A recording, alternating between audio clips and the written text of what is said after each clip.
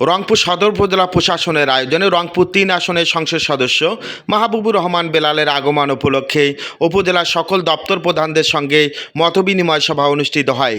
২৩ ফেব্রুয়ারি ২০২৬ রংপুর সদর উপজেলা পরিষদ হল রুমে মতবিনিময় সভা অনুষ্ঠিত হয়।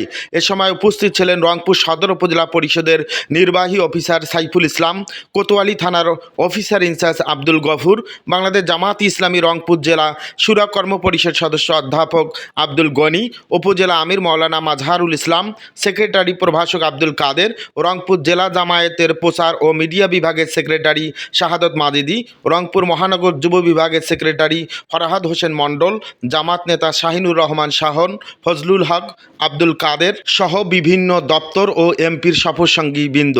সম্মানিত দর্শক, আপনারা যারা গালিব টিভি দেখছেন দেশ ও দেশের বাইরে, আপনাদের সকলকেই আন্তরিক ধন্যবাদ, অভিনন্দন জ্ঞাপন করছি।